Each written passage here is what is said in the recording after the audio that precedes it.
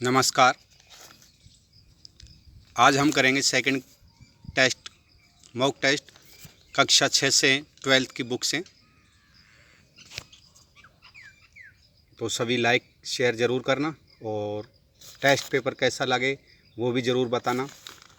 और आपको जानकारी होगी, कुछ लोग कहते हैं कि सर पैसे लेते हैं इसलिए लोग देखते भी नहीं है यूट्यूब। तो आपको देख लो आप खुद, मैं कोई पैसे नहीं ले रहा हूँ, खेत में बैठ के रिकॉर्ड कर रहा हूँ मोबाइल से ही और फिर उसको यूट्यूब पे करता हूँ। ना मेरा कोई स्टूडियो है, ना मेरे पास कोई लैपटॉप है, फ्री ऑफ कॉस्ट हेल्प कर रहा हूँ। लेकिन जिसकी सोच है उसको तो अपन क्या कर सकते हैं। चलिए पहला प्रश्न देखिए, किसने सरकारी एवं सेना की नौकरी को वंशानुगत बना दिया था। यानी कौन सा ऐसा राजा था जिसने सरकारी और सेना की नौकरी को वंशानुगत बना दिया, यानी मैं लग गया नौकरी में तो मेरा बेटा ही लगेगा। ये किसने बनाया? फिरोज शाह तुगलक, मोहम्मद तुगलक या आलम शाह। तो इसका राइट आंसर होगा फिरोज शाह तुगलक। इसका राइट आंसर ए होगा। प्रश्न नंबर 2, सुमेलित करना है। 1526 पानीपत का युद्ध हुआ था इब्राहिम लोदी और बाबर के मध्य। 1527 खानवा का युद्ध सांगा और बाबर के मध्य। 1528 चंदेरी का युद्ध मेदिनी राय और बाबर के मध्य। 1529 घाघरा अफगान यानी घाघरा का युद्ध अफगान और बाबर के मध्य, या फिर सभी। तो आपको बता दें 1526 में पानीपत का युद्ध हुआ था, पानीपत का प्रथम युद्ध हुआ था इब्राहिम लोदी और बाबर के मध्य, बिल्कुल राइट है। 1527 खानवा का युद्ध हुआ था सांगा, महाराणा सांगा और बाबर के मध्य। और 1528 में चंदेरी का युद्ध हुआ था मेदिनी राय और बाबर के मध्य, ये भी राइट है। और 1529 घाघरा का युद्ध अफगान और बाबर के मध्य। तो बताते हैं कि बाबर का युद्ध, यानी कि इसकी ट्रिक से भी याद कर सकते हैं, पानी पिया खाया और चल के घाघरा ओढ़ के चला गया। तो ये हमारा इसका राइट आंसर होगा ई। प्रश्न नंबर 3, मैं मुट्ठी भर बाजरे के लिए हिंदुस्तान की सल्तनत को खो देता, यह किसने कहा था। यानी ये किसने कहा था कि मैं मुट्ठी भर बाजरे के लिए हिंदुस्तान की सल्तनत को खो देता, किसने कहा? शेर शाह, बाबर, जलालुद्दीन।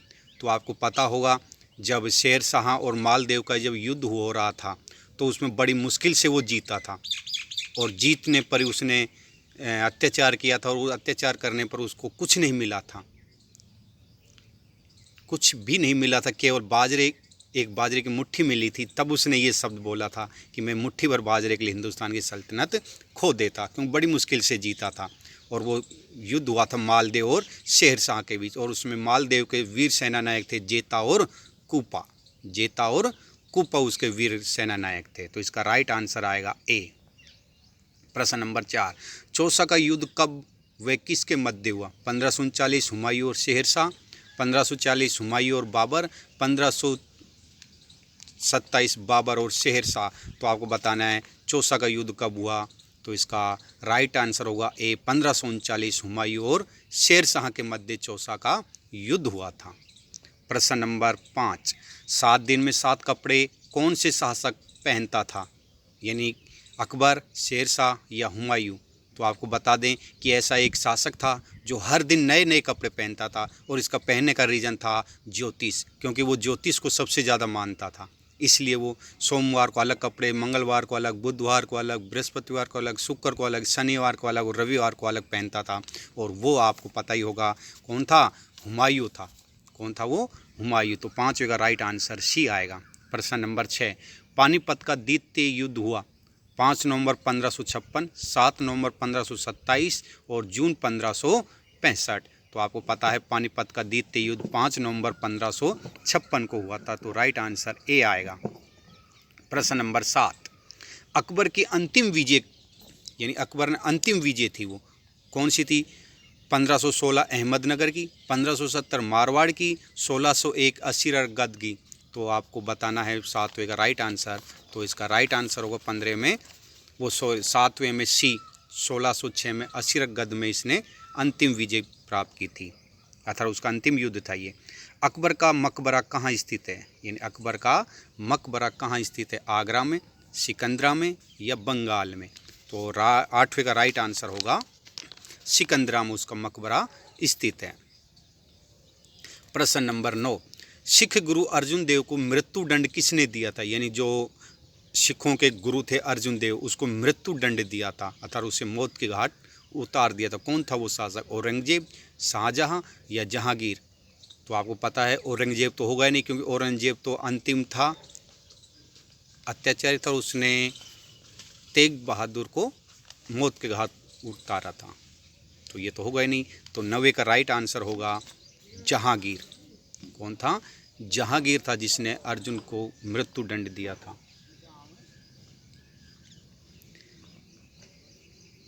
प्रश्न नंबर 10, ब्रिटिश दूत कैप्टन हाकिम और सर थॉमस रो किसके दरबार में आए थे? यानी ब्रिटिश दूत था कैप्टन हाकिम और सर थॉमस रो किसके दरबार में आए थे? तो आपको 10वें में बताना है, तो 10वें का राइट आंसर बताना है जहांगीर, शाहजहां या औरंगजेब। तो आपको जानकारी होगी औरंगजेब नहीं है, न शाहजहां है, जहांगीर के दरबार में ये ब्रिटिश दूत कैप्टन हाकिम और सर थॉमस रो आए थे। तो राइट आंसर ए होगा।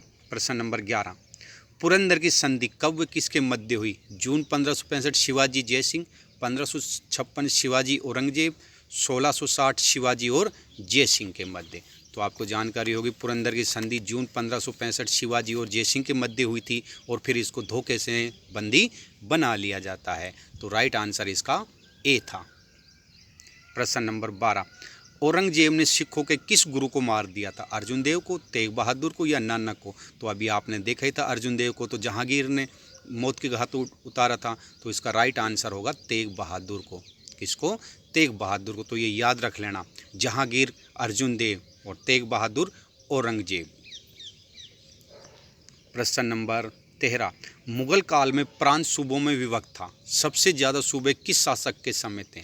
तो आपको पता है जो प्रांत मुगल काल था उसमें जो प्रांत थे वो सूबों में विभक्त था, तो सबसे ज़्यादा विभक्त अर्थात सूबे किसके शासनकाल में थे? अकबर के 15, औरंगजेब के 21, जहांगीर के 21। तो आपको जानकारी होगी मुगल प्रांत में जो सूबे थे वो सबसे ज़्यादा औरंगजेब के समय में थे, और वो सूबे कितने थे? 21 सूबे थे। तो इसका राइट आंसर बी आएगा। रणथंभौर के मार्ग की कुंजी, तो ये पूछा है मार्ग की कुंजी पूछा है, तो ये ध्यान देना है, झाइन, कटारगढ़ या मारेत? तो 14 का राइट आंसर होगा झाइन को मार्ग की कुंजी कहते हैं, तो इसका राइट आंसर ए होगा। प्रश्न नंबर 15, किस दुर्ग में पहला जल जोहर हुआ वह किस शासक के काल में हुआ? यानी पहला जल जोहर किसके शासनकाल में हुआ था? रणथंभौर में हुआ था हमीर देव के, चित्तौड़ में हुआ था रतन सिंह के, रणमल के काल में, रणथंभौर में? तो आपको जानकारी होगी पहला जल दुर्ग हुआ था रणथंभौर में, हमीर देव के कार्यकाल में। कब हुआ था? हमीर देव के कार्यकाल में, और उसमें जो रानी रंगा देवी थी और उसकी पुत्री थी उसने ये जल जोहर किया था, और ये वही हमीर देव जो हट किया करता था, और ये हमीर देव हट की वजह से फेमस था। प्रश्न नंबर 32 वो 16, 32 खंभों की छतरी व न्याय की छतरी है वह किसने बनवाई? यानी 32 खंभों की छतरी या फिर न्याय की छतरी किसने बनवाई थी? जय सिंह ने, रणथंभौर हमीर देव ने, चित्तौड़ में कुंभा ने, अलवर में विनय सिंह ने?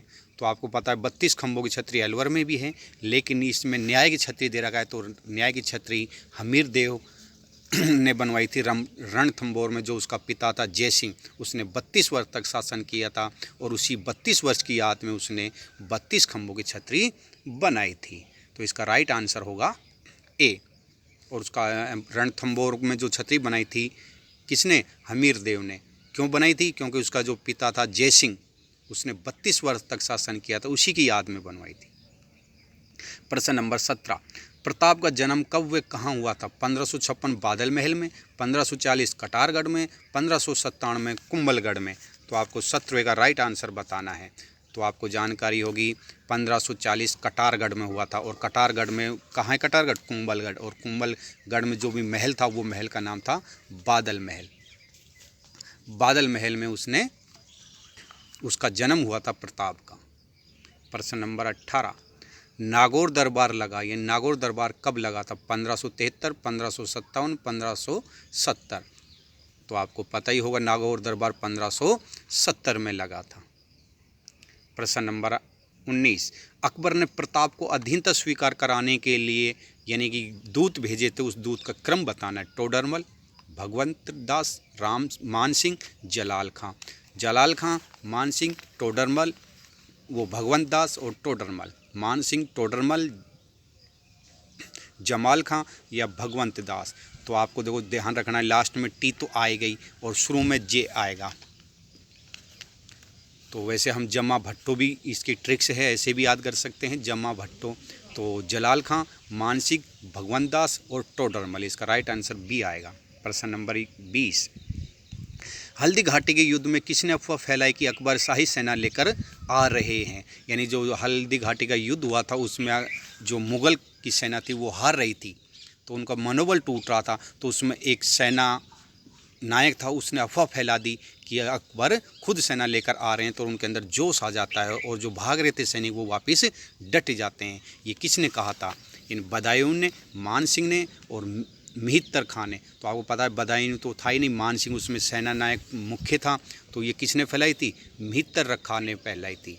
मिहित्तर खां ने फैलाई थी ये अफवाह, और फिर जोश से उसने युद्ध किया था। तो ये इसका राइट आंसर आएगा सी। प्रश्न नंबर 21, मान सिंह के हाथी का नाम? चेतक, मर्दाना, राम प्रसाद। तो आपको पता है मान सिंह के हाथी का नाम जरूर याद रखना है आपको। और हाथी भी किसके? मान सिंह के और प्रताप के। तो उसका चेतक तो आपको पता ही प्रताप का घोड़ा था। मर्दाना उसका क्या था? हाथी था। किसका? मान सिंह का। तो इसका राइट आंसर आएगा बी। और राम प्रसाद आपको पता ही किसका था? राम प्रसाद था अपने प्रताप का। तो इसका राइट आंसर बी आएगा।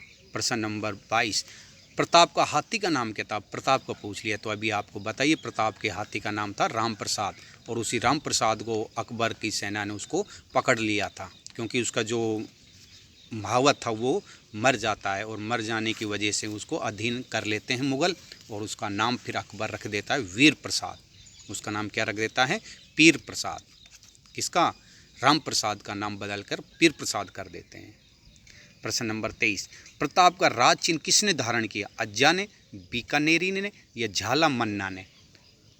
तो आपको पता है अज्जा तो राणा सांगा का रखा था मुकुट, और प्रताप का राज चिन्ह रखा था झाला मन्ना। तो आपको बता दें ये झाला मन्ना और झाला बीदा ये अलग अलग हैं, लेकिन जो हमारी RBSC की जो बुक है, NCERT की जो बुक है, उसकी कक्षा 10 में झाला मन्ना दिया हुआ है। कौन है? झाला मन्ना दिया हुआ है, क्योंकि जो इतिहासकार हैं उनके अलग अलग हैं। और झाला बीदा भी है वैसे राइट इसका आंसर, लेकिन इसमें ऑप्शन में नहीं है, और ऑप्शन में कभी दो देंगे भी नहीं। झाला बीदा भी नहीं देगा और झाला मन्ना एक ही देगा। तो इसका राइट आंसर आएगा झाला मन्ना आएगा, ध्यान रखना है। और ये झाला मन्ना वही छोटी सादड़ी या बड़ी सादड़ी का जो शासक था। प्रश्न नंबर 24, चेतक की छतरी भेरी में, बलीचा में या चावंड में? 24वें का राइट आंसर आपको बताना है। तो आपको पता है चेतक की छतरी कहाँ पर है? बलीचा में, जहाँ पर वो जब वो नाला कूद के जाता है तो उसका पैर पहले ही फ्रैक्चर हो जाता था, और वहीं पर वो मर जाता है, और वहीं उसकी समाधि बनाई जाती है। और फिर जो उस समय रोने भी लग गया था प्रताप, पहली बार उसकी आंखों में आंसू आए थे, बल्कि इतना संघर्ष देखा फिर भी नहीं रोया, लेकिन उस जब प्रताप चेतक मर जाता है तब उसकी आंखों में आंसू आ जाते हैं। प्रश्न नंबर 25, अकबर ने शाहबाज खां को मेवाड़ अभियान पर कितनी बार भेजा? यानी शाहबाज खां को मेवाड़ अभियान पर उसने कितनी बार भेजा? 2 बार, 1 बार या 3 बार? तो इसका राइट आंसर होगा सी, 3 बार भेजा था। प्रश्न नंबर 26, थोड़ा स्पीड पे चलेंगे क्योंकि पेपर थोड़ा बड़ा है। चावंड मेवाड़ की राजधानी रही 20 वर्ष, 25 वर्ष, 28 वर्ष? तो इसको आपको बता दें लगभग 28 वर्ष रही थी, और ये 1885 तक चावंड मेवाड़ की राजधानी रही थी। प्रश्न नंबर 27, प्रताप की 8 खंभों की छतरी कहाँ पर? चावंड में, खमनौर में, बांडोली में? तो प्रताप की 8 खंभों की छतरी कहाँ पर है? बांडोली में है। कहाँ पर है? बांडोली में। प्रश्न 28, हल्दी घाटी को मेवाड़ की थर्मोपली? अब देखो इसमें से एक प्रश्न ही 3 प्रश्न बन रहे हैं। हल्दी घाटी को मेवाड़ की थर्मोपली किसने कहा? दिवेर को मेवाड़ का मैराथन किसने कहा? जेम्स टोड ने, जॉर्ज बुश ने या बदायूं ने? 28वें का राइट आंसर आएगा जेम्स टोड ने कहा था हल्दी घाटी को मेवाड़ की थर्मोपल्ली, जेम्स टोड ने कहा था। दिवेर के युद्ध को मेवाड़ का मैराथन, ये भी जेम्स टोड ने कहा था। यानी एक प्रश्न में 2 प्रश्न बन रहे हैं, तो ये ध्यान रखना है आपको। प्रश्न नंबर 29, सवाई जयसिंह ने 5 वेधशालाओं में से नहीं बनाई, यानी सवाई जयसिंह ने 5 वेधशालाएँ बनाई, उनमें से कहाँ पर नहीं बनाई? जयपुर, दिल्ली, मथुरा, बनारस, उज्जैन या झांसी? तो आपको पता है जयपुर, दिल्ली, मथुरा, बनारस और उज्जैन, यहाँ पर उसने 5 वेधशालाएँ बनाई थी, लेकिन झांसी में इसकी कोई वेधशालाएँ नहीं हैं। तो इसका राइट आंसर डी आएगा। प्रश्न नंबर 30, बाबर की पुस्तक बाबरनामा को फारसी में अनुवाद किया, यानी बाबर की जो पुस्तक थी बाबरनामा, उसको फारसी में अनुवाद किसने किया? बलबन ने, बीरबल ने, अब्दुल रहीम खान खाना ने? तो इसका राइट आंसर आएगा अब्दुल रहीम खान खाना। तो इसका राइट आंसर सी आएगा। प्रश्न नंबर 21, पोस्को एक्ट लागू हुआ 14 नवंबर 12, 20 नवंबर 14, 14 नवंबर 12, 31 का राइट आंसर। तो ये पोस्को क्या है? ये पोस्को वो है जो अनैतिक कर्म करते हैं, यानी जो 14 वर्ष से जो कम बच्चे होते हैं वो अनैतिक कर्म उसके साथ किया जाता है, तो ये वही पोस्को है। ये एक्ट लागू हुआ था 14 नवंबर 2012 को। प्रश्न नंबर 32, राष्ट्रीय दल के उम्मीदवार को कितने प्रस्तावक का प्रावधान है? 5 का, 10 का या 1 का? जो राष्ट्रीय दल होता है उसके उम्मीदवार को कितने प्रस्तावक का प्रावधान है? 1 प्रस्तावक का प्रावधान है। तो इसका राइट आंसर सी आएगा।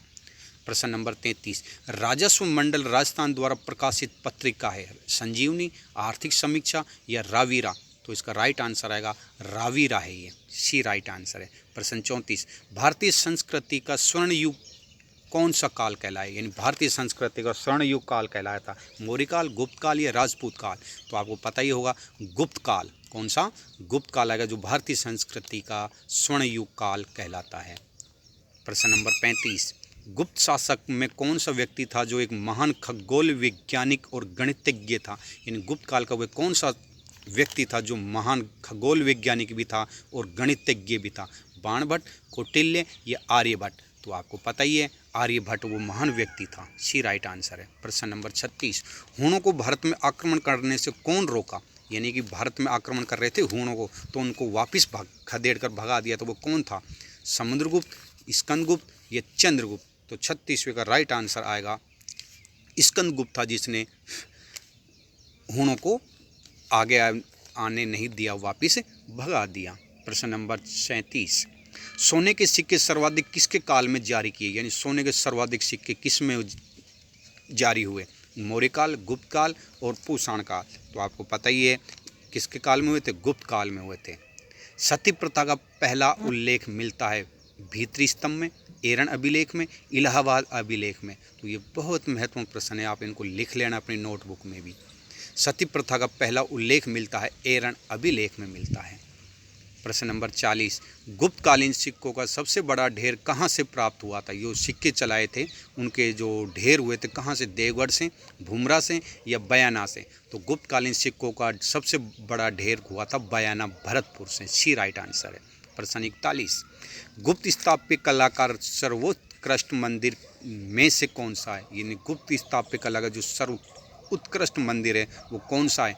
देवगढ़ का 10 अवतार, भूमरा का या तिगवा का? 41वां का राइट आंसर होगा देवगढ़ का 10 अवतार, जो कि गुप्त काल का सर्वोत्कृष्ट मंदिर है। प्रश्न 42, गुप्त काल में सर्वाधिक लोकप्रिय देवता कौन से? यानी गुप्त काल का सर्वाधिक लोकप्रिय देवता शिव, सूर्य या विष्णु? तो 42 का राइट आंसर होगा सी, विष्णु सर्वाधिक लोकप्रिय देवता थे। ऐसा कौन सा क्रांतिकारी था जिसको 2 जन्मों की आजीवन कारावास ब्रिटिश सरकार ने दी थी? यानी ऐसा क्रांतिकारी था जो ब्रिटिश सरकार ने उसको 2 जन्मों की, यानी 2 जन्मों का क्या दिया था? कारावास दिया था, आजीवन।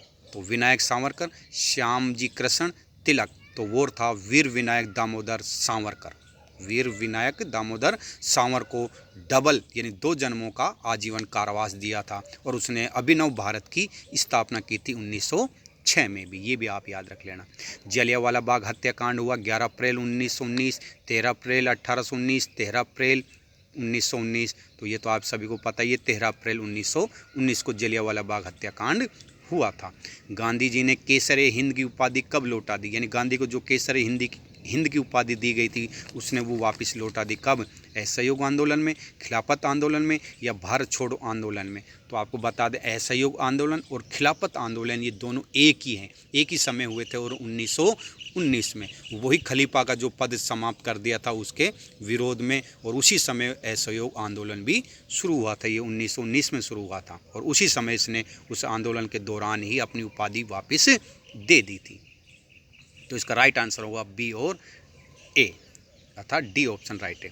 चोरा चोरी कांड कब व कहाँ हुआ, 5 फरवरी 1922 गोरखपुर में, 14 अप्रैल 1925 नीमूचाणा, 5 फरवरी 1822। तो आपको पता है चोरा चोरी कांड एक स्थान है, पुलिस स्टेशन है जिसमें आग लगा दी थी और उसमें लगभग 20 पुलिसकर्मी और एक थानेदार को जिंदा जला दिया था और उससे दुखी होकर महात्मा गांधी ने असहयोग आंदोलन को भी स्थगित कर दिया। ये हुआ था 5 फरवरी 1922 को। राइट आंसर ए आएगा।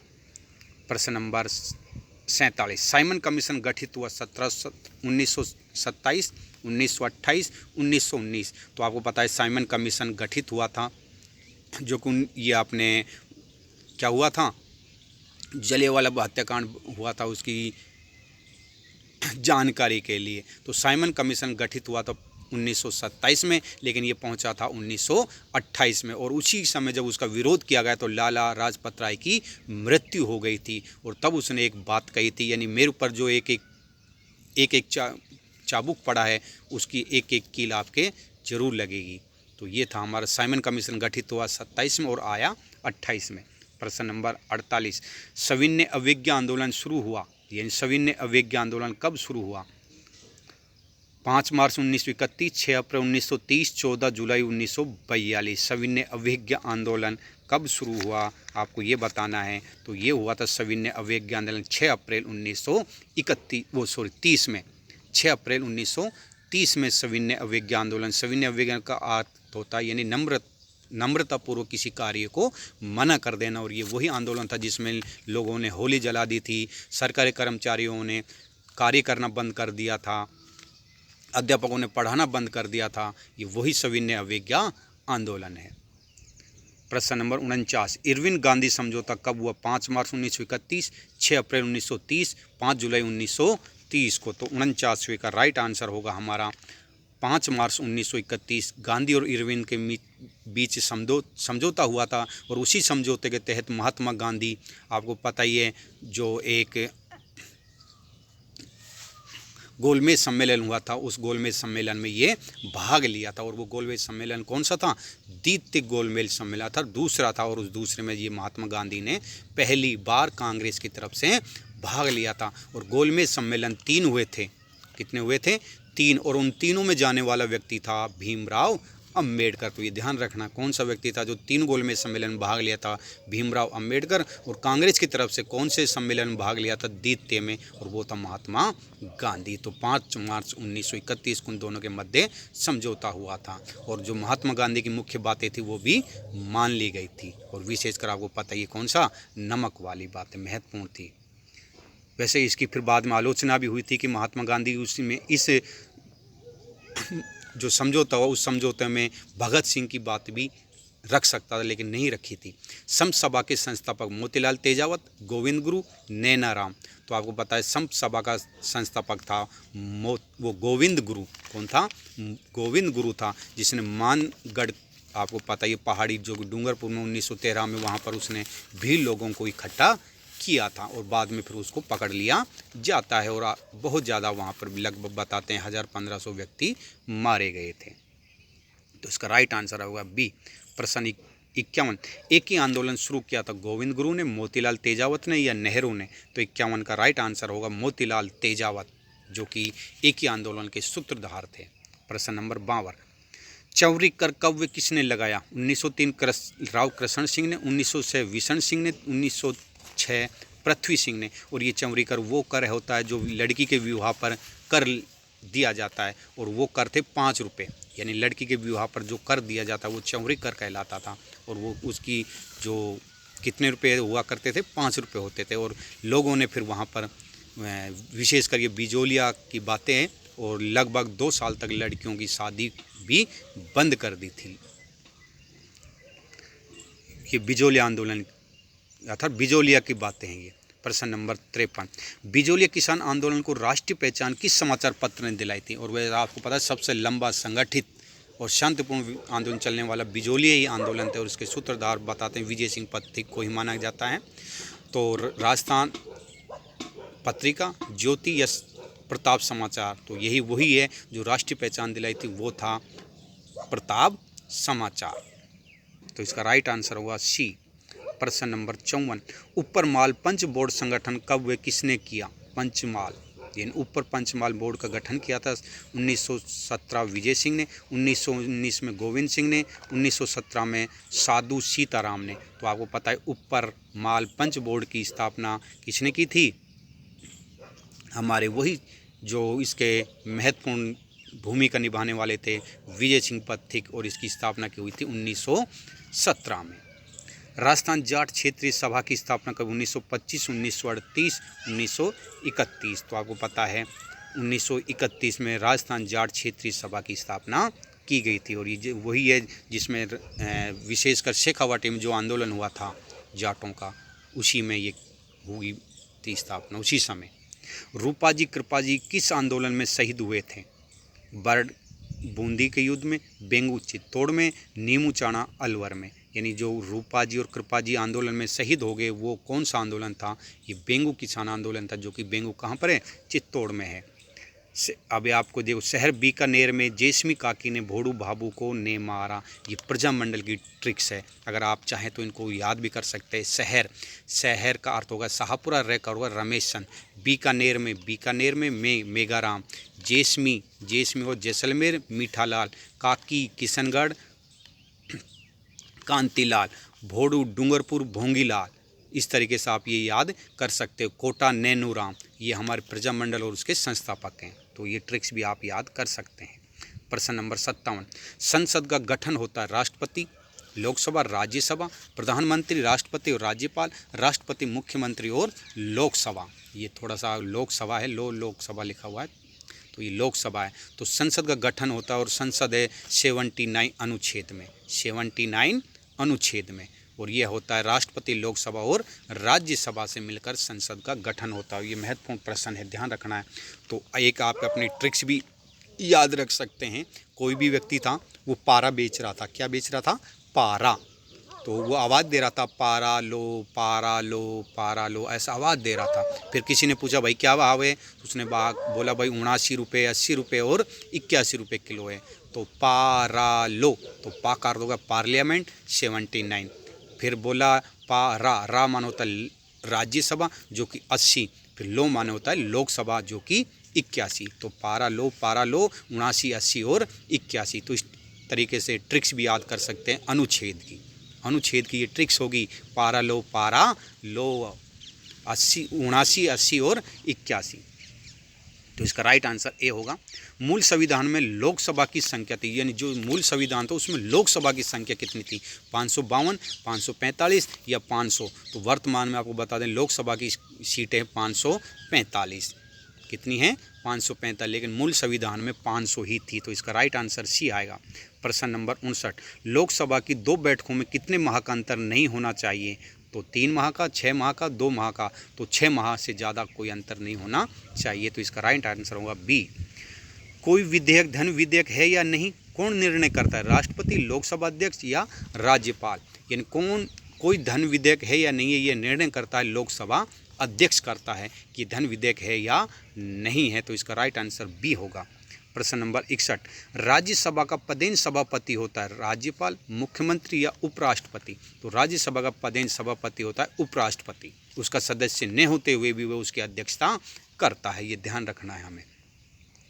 प्रश्न 62, लोकसभा की संयुक्त बैठक की अध्यक्षता करता है राष्ट्रपति, प्रधानमंत्री, लोकसभा अध्यक्ष? तो आपको पता है लोकसभा की संयुक्त बैठक को बुलाना और उसको सत्रावसान करना ये राष्ट्रपति का काम होता है। अर्थात लोकसभा की संयुक्त बैठक कौन बुलाता है? राष्ट्रपति, और उसको बर्खास्त भी कौन करता है? राष्ट्रपति करता है, लेकिन उसकी अध्यक्षता वो नहीं करता है। अध्यक्षता कौन करेगा? लोकसभा अध्यक्ष करेगा।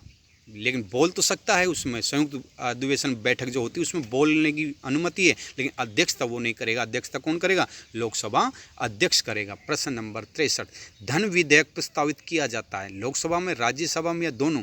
तो आपको पता है धन विधेयक ही एक ऐसा विधेयक है जो केवल लोकसभा में पारित होता है, बाकी और तो आप कहीं भी लोकसभा में कर सकते हैं या फिर राज्यसभा में, लेकिन एक लोकसभा में ही प्रस्तुत किया जाता है, वो है धन विधेयक, और ये है अनुच्छेद 109 में। कौन हर्षवर्धन का दरबारी विद्वान नहीं था? मयूर, सुबंधु, कल्हण? तो आपको पता ही है कौन दरबारी कवि नहीं था, और ये था कल्हण। हर्षवर्धन का दरबारी कवि नहीं था, बाकी मयूर और सुबंधु उसके दरबार कवि थे। चीनी यात्री हेनसांग किसके शासक के समय भारत आया? चंद्रगुप्त, हर्षवर्धन या समुद्रगुप्त? तो आपको पता है चीनी यात्री हेनसांग हर्षवर्धन के शासनकाल में भारत आया था। तो ये प्रश्न हो गए हमारे 65, तो 65 नहीं, वहाँ भी एक त्रुटि होगी, तो एक प्रश्न 18 वो भूल गए थे, तो इसमें 64 ही क्वेश्चन है। तो 64 में से आपके कितने राइट हैं ज़रूर कमेंट बॉक्स में बताएं आप। तो आपको लग रहा होगा, एक बार आप देख लीजिए, देखो खेत में ही बैठा हूँ मैं, तो ये देखिए, ये देखिए,